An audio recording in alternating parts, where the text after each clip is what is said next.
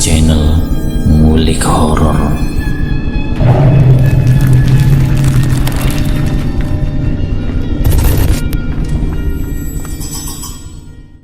Assalamualaikum warahmatullahi wabarakatuh. Kembali lagi di channel Ngulik Horor. Channel ini menceritakan tentang kisah-kisah misteri. Pada kesempatan kali ini saya akan membawakan kisah misteri yang ditulis oleh Nisa Naura Siregar. Oh ya, di dalam cerita ini nama dan tempatnya disamarkan semua ya, untuk menjaga privasi pihak yang terlibat di dalamnya. Yuk daripada kita lama-lama langsung saja kita simak ceritanya. Bismillahirrahmanirrahim. Kali ini saya akan membawakan kisah misteri yang berjudul Gerbang Alam Gaib. Bunda, ini bukan arah pulang loh. Jalan sini salah bunda, ucap Zoyara. Maya terkekeh mendengar ucapan putri bungsunya yang baru terbangun dari tidurnya. Ah, adik kan dari berangkat sampai pulang tidur terus nak. Kakak sama bunda yang tahu jalan, balas Maya tersenyum kecil. Tapi bunda, beneran loh, ini salah bun, ini bukan jalan yang tadi. Ayo kita putar balik bun, ucap Zoya terus-menerus mengatakan bahwa jalanan yang sedang mereka lewati adalah jalan yang salah. Gadis kecil itu bersikuku bahwa sang bunda telah salah arah. Sudah dek, adik tidur lagi saja ya. Nanti kakak bangunin kalau sudah sampai, timpal Zeana mengusap lembut kepala adiknya. Si kakak hanya berpikir sang adik mengigau setelah bangun dari tidur yang cukup lama. Bunda, nanti kita akan lewati jembatan besar, dan tadi kita tidak lewat jembatan itu bun. Rengek Zoyara masih terus mengatakan dengan yakin bahwa jalan yang mereka lewati saat ini adalah jalan yang salah. Maya terus tertawa kecil, ia tidak menggubris perkataan putri bungsunya. Baginya Zoya hanya berceloteh sesuatu yang lucu. Ia terus beranggapan bahwa putrinya itu hanya mengatakan omong kosong yang tidak masuk akal. Dengan kecepatan penuh dan percaya diri, Maya melanjutkan mobilnya. Setelah hampir 10 menit berlalu, Maya terkejut saat jembatan besar mulai terlihat dari kejauhan. Maya memperlambat laju kendaraannya, ia mengernyitkan dahinya, mencoba mengingat kembali rute awal dan merasa seperti ada yang janggal.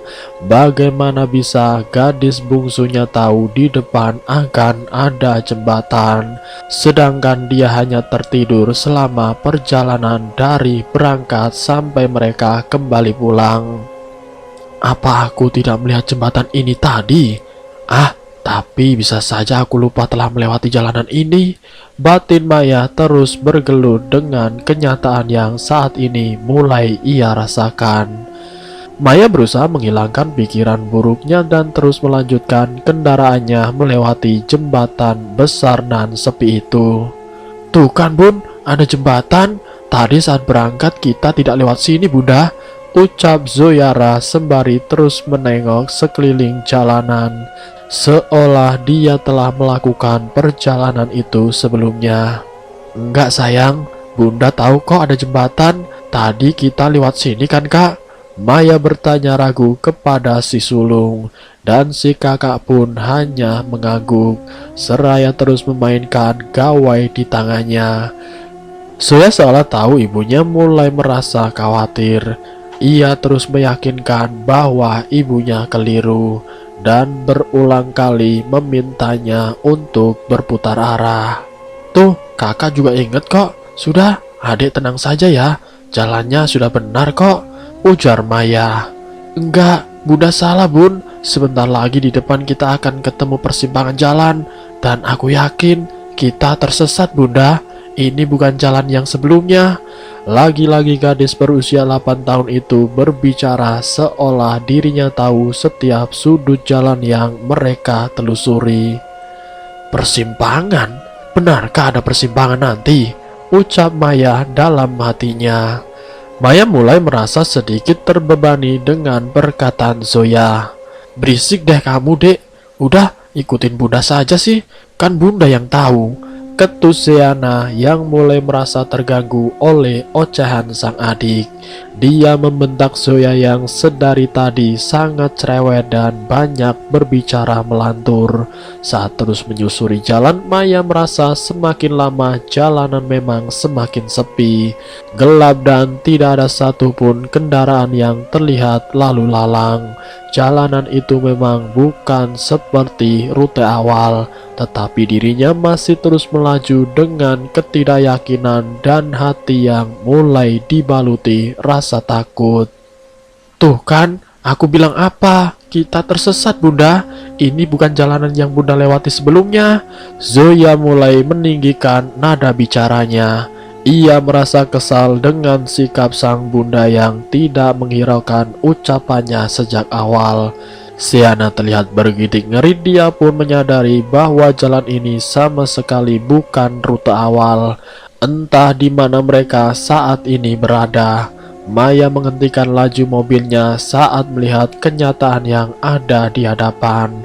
Kenyataan yang masih sulit diterima oleh akal sehatnya, bahwa saat ini mereka tiba di persimpangan jalan, tepat seperti yang Zoya katakan.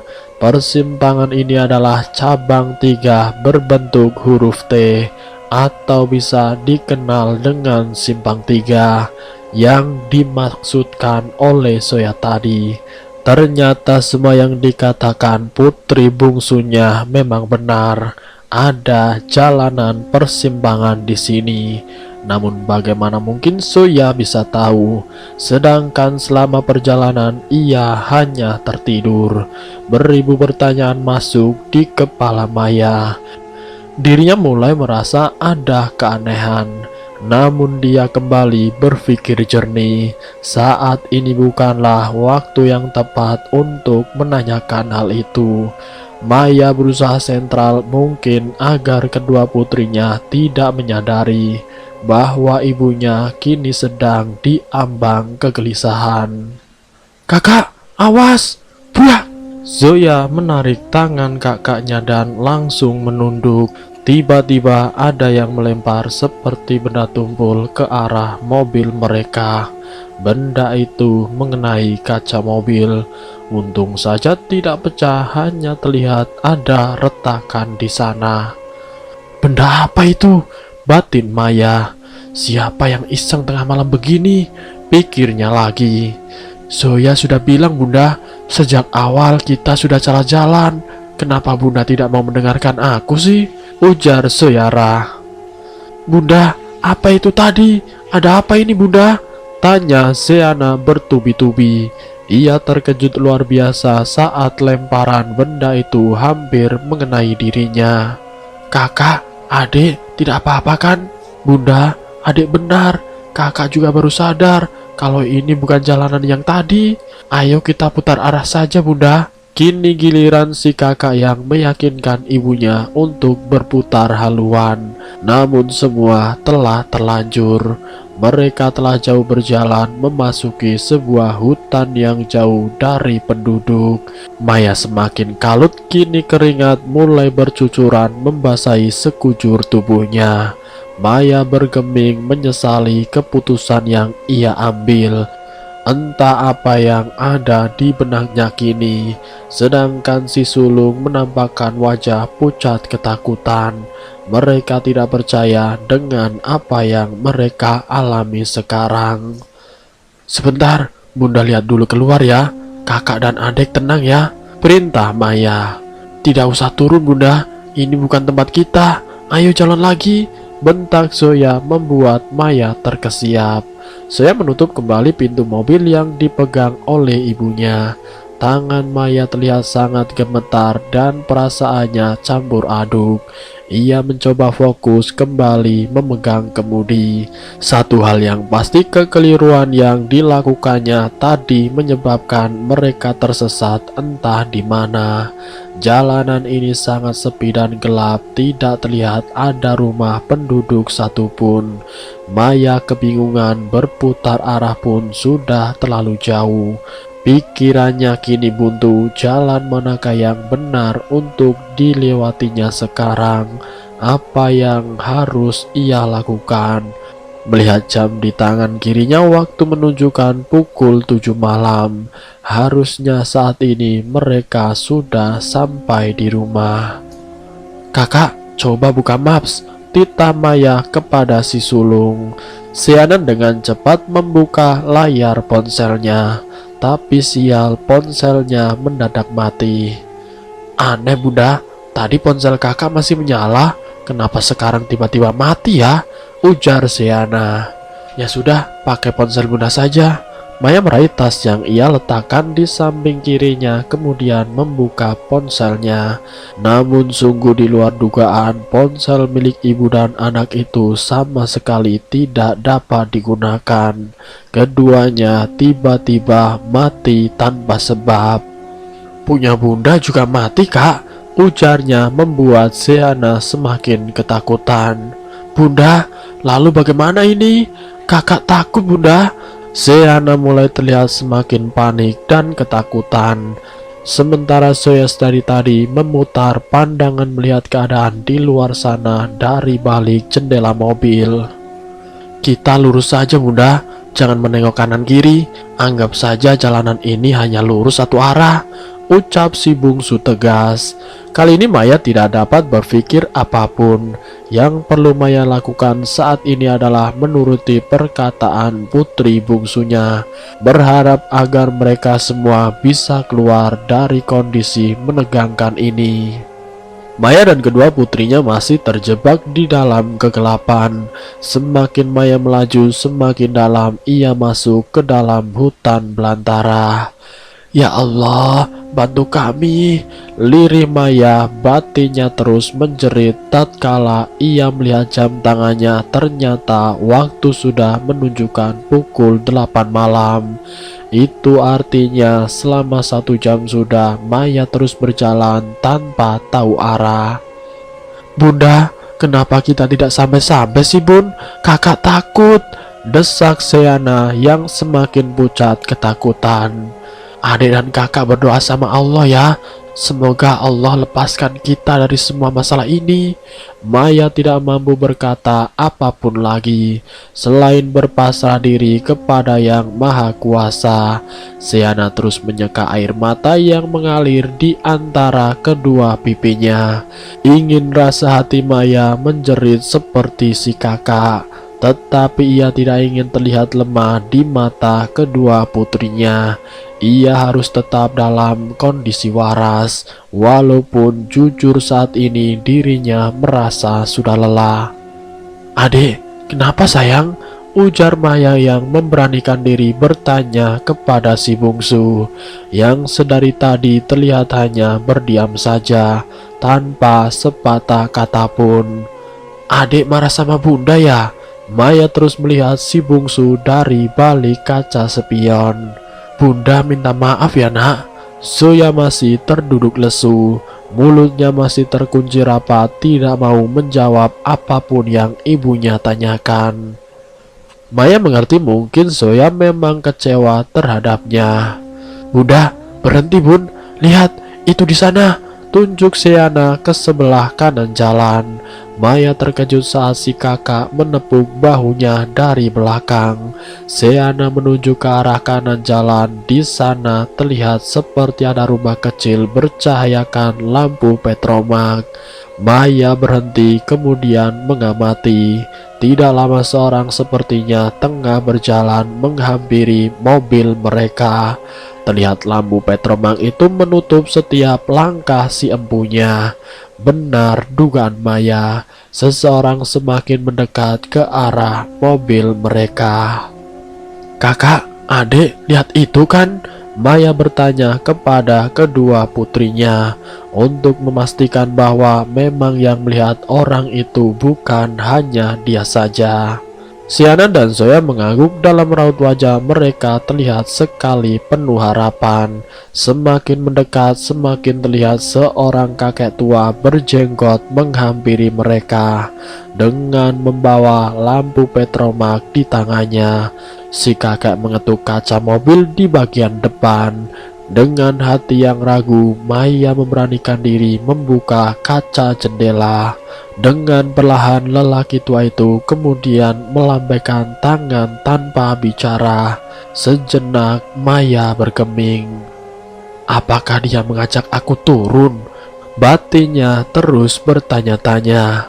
Lambaian itu kini Maya artikan sebagai tanda ajakan untuknya dan anak-anaknya agar mereka mengikuti langkah lelaki tua itu. Pikirannya kini lagi-lagi menyisakan satu kata, yakni buntu. Jauh dalam lubuk hatinya, Maya sangat ragu, tetapi ia tidak punya pilihan lain. Melihat raut wajah putrinya yang sangat senang, Maya tidak ingin rasa gelisahnya malah membuat mereka semakin ketakutan. Karena Maya tidak pernah tahu lelaki tua itu adalah manusia atau bukan. Ya Allah, tolong bantu kami, tolong kami. Kembali batin Maya menjerit. Sorot lampu mobil mereka mulai mengikuti langkah si kakek tua yang mulai berjalan dengan tergopoh seiring bertambahnya usia. Sampai akhirnya mobil yang Maya tumpangi tiba di depan rumah lelaki tua itu. Saat semakin dekat, Maya pun terkejut betapa banyak sekali rumah-rumah kecil yang serupa. Di sana banyak penduduk sedang berbincang dan bercengkrama. Ada apa ini? Batin Maya. Maya dan kedua putrinya kini saling menatap penuh tanya, menyaksikan betapa tidak masuk akal di dalam belantara hutan ternyata ada pemukiman. Berarti di sini ada kehidupan. Mungkinkah ini alam lain? Kembali pikiran Maya dirasuki pertanyaan yang membuat dirinya sendiri merasa seakan gila. Di tengah lamunannya, Maya kembali dibuat terkejut kala lelaki tua itu ternyata bisa bicara. Kita kedatangan tamu, teriaknya kepada semua orang yang ada di sana. Entah yang ada di sana manusia atau apa, yang pasti Maya harus kembali mempersiapkan mental untuk menghadapi kemungkinan terburuknya. Ya, kemungkinan terburuk, karena bisa jadi saat ini Maya sedang tersesat ke alam gaib. Bismillah, adik, kakak, ayo kita turun, ucap Maya dengan gemetar. Ia menggenggam kedua tangan putrinya erat. Maya kini mematikan mesin mobilnya. Ia dan kedua putrinya memberanikan diri melangkah menuju rumah lelaki tua itu. Ketiganya bergandengan tangan. Si kakek tua berjanggot pun langsung menggandeng tangan Zoyara dengan tersenyum. Maya menaruh curiga, tetapi lagi-lagi bila semua ini terlalu ia pikirkan, bisa saja saat ini ia kehilangan kewarasannya. Silakan nak, duduk dulu, titah si kakek tua. Lelaki tua itu mempersilahkan ketiganya untuk duduk. Maya tidak dapat menolak, ia duduk berdampingan bersama kedua putrinya di atas dipan bambu bagian depan rumah. Sorot mata beberapa orang di sana sangatlah menakutkan. Sepertinya mereka tidak suka kehadiran Maya dan kedua putrinya. Seana dan Zoya mulai kembali diselimuti rasa takut. Mereka seketika memeluk erat sang bunda. Mbah Mugo, panggil saja aku Mbah Mugo, ucap lelaki tua itu mengagetkan Maya yang sedang terfokus melihat orang-orang di sana. Maya mengangguk tanda menerima perkenalan si kakek di malam penuh misteri itu. Mbah, mohon maaf, saya tersesat. Belum selesai mengutarakan kalimatnya, Maya terhenyak saat Mbah Mugo mengetahui apa yang akan ia ucapkan selanjutnya. Iya Mbah, Maya mengangguk. Ia terus memeluk erat kedua putrinya. Sorot mata lelaki tua itu bisa dibilang penuh misteri, membuat Maya semakin tidak bisa menyembunyikan rasa takutnya. Simpang 3, ucap Mbah Mugo. Hah? Apa Mbah? Maya gelagapan saat mendengar lelaki tua itu mengatakan hal demikian. Bagaimana bisa dia tahu bahwa baru saja Maya dan kedua putrinya telah melewati persimpangan terkutuk itu. Lagi-lagi dan lagi Maya merasa kewarasannya saat ini sedang di ujung tanduk. Sejak awal jalanmu sudah salah, nak. Maya mengerutkan keningnya. Ia tidak paham apa yang lelaki tua itu bicarakan. Sejak kamu memutuskan untuk menghadiri pemakaman itu sudah salah, ujar lelaki tua. Apa? Bagaimana mungkin? Batin Maya meronta tatkala lelaki tua itu mengucapkan hal di luar dugaan, hal yang sama sekali tidak bisa diterima oleh nalarnya. Bagaimana bisa Mbak Mugo tahu bahwa hari ini Maya memang telah menghadiri pemakaman? Sore tadi tepatnya pukul 5 sore Maya memang baru selesai menghadiri pemakaman salah satu rekan kerjanya dengan sang suami yang meninggal secara mendadak akibat kecelakaan. Si dan sang suami tidak dapat menghadiri pemakaman itu karena ia sedang bertugas di luar kota. Maka dari itu, sebagai tanda penghormatan terakhir, Zidan menyuruh Maya bersama kedua putrinya untuk melayat dan mengucapkan bela sungkawa. Si bungsu ini tadi bukankah telah menolak untuk ikut denganmu? Ucap Mbah Mugo lagi seraya mengusap lembut kepala Soyara. Ya Tuhan, siapa kakek tua ini? Mengapa dia tahu semua tentang kejadian sore itu? Jerit Maya dalam relung hatinya. Luar biasa, yang dikatakan Mbah Mugo memang benar. Maya dan si bungsu Soyara sempat berdebat sebab si adik tidak mau ikut menghadiri pemakaman itu. Entah mengapa sore itu Soyara sangat rewel. Ia bersikeras tidak mau ikut bersama bundanya. Maya berniat menitipkan Zoya kepada orang tuanya sore itu, tetapi si kakek memaksa agar Zoya tetap ikut untuk sekedar menemaninya. Namun alhasil Zoya ikut dengan hati terpaksa. Maka tidak ayal selama perjalanan gadis itu hanya tidur sejak pergi hingga pulang tadi. Tapi bagaimana Mbah Mugo bisa tahu? Maya mulai bertanya karena dirinya semakin merasa aneh dengan gelagat yang diperlihatkan oleh kakek tua itu. Gadis ini akan menjawab semua pertanyaanmu. Aku tidak berhak. Gadis ini tahu segalanya. Dia hanya perlu diajak bicara dengan lembut dan hati-hati. Ujar Mbah Mugo menjawab semua pertanyaan Maya, seraya terus mengusap lembut kepala putri bungsunya. Sesekali ia tersenyum penuh makna. Maya semakin tidak mengerti apa yang sesungguhnya lelaki tua itu maksudkan. Perjalanan kalian setelah ini masih panjang. Siapkan jiwa raga untuk melaluinya, ujar lelaki tua itu. Mari ikut aku, akan aku tunjukkan arah pulang, ujar Mbah Mugo beranjak dari tempat duduknya. Ia menuntun Maya masuk ke dalam mobilnya sendiri. Maya hanya menatap penuh tanya sosok pria tua berjenggot itu. Lurus terus sejauh 1 kilometer. Di depan nanti kalian akan bertemu tugu berlambang keris yang menancap di atas sebuah bambu. Lurus terus dan jangan pernah berhenti. Aku rasa kamu pun tahu bahwa ini bukanlah tempat yang seharusnya kamu datangi, ujar Mbah Mugo menyeringai menatap tajam sorot mata Maya.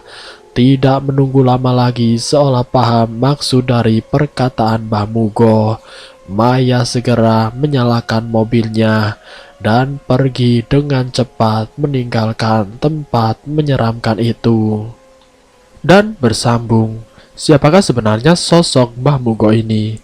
Nanti saya akan lanjutkan ke bagian yang berikutnya. Jadi untuk kalian tetap stay di channel ini. Wassalamualaikum warahmatullahi wabarakatuh.